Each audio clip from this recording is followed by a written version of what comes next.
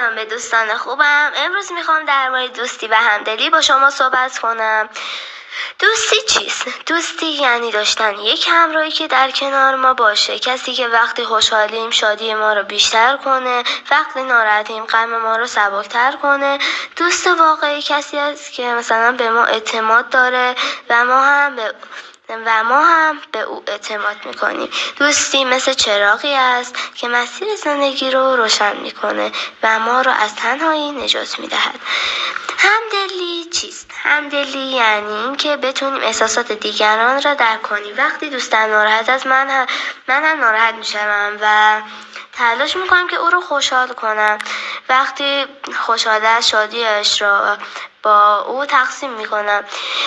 همدلی یعنی اینکه خودمون رو جای دیگران بگذاریم و دنیا رو از آن نگاه ببینیم. دنیا از اون نگاه ببینیم. این کار باعث میشه روابطمان محکم‌تر شود و کمترش سوء تفاهم شویم. ارتباط دوستی و همدلی.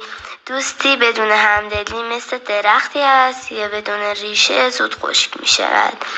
اما وقتی همدلی باشد دوستی محکم و زیبا می شود. همدلی باعث میشه که دوستی ها پایدار بمونه و ما در کنار هم احساس امنیت کنیم. اگر در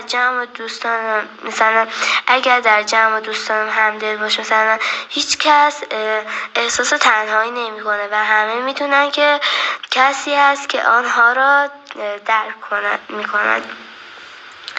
چرا مهم است؟ اگر در کلاس یا مثلا مدرسه با هم مهربان باشیم، به حرفهای هم گوش بدیم، اگر کسی مشکلی داشت کمکش کنیم، محیطی پر از آرامش و شادی خواهند داشت. این کار باعث میشه که احساس کنن ارزشمند هستن. حتی یک لبخند ساده یا یک جمله دلگرم کننده میتواند روز یک نفر زیباتر کنند. نمونه های ساده از همدلی: وقتی دوستم در امتحان نمره خوبی نمیگیره، به جای خندیدن او رو تشویق کنیم که دفعه بعدی بهتر تلاش کنه. وقتی کسی که در کلاسی یه چیزی بلد نیست، به جای مسخره کردن به او یاد بدهیم. وقتی دوستم موفق نمیشه با او خوشحال شویم و موفقیتش رو جشن بگیریم. این رفتارهای کوچک نشون میده که ما همدل هستیم و همین کار دوستی ها رو محکم‌تر میکنه. در نتیجه میگیریم که در پایان میخوایم بگویم دوستی همدلی مثل دو بال است که ما را به سوی موفقیت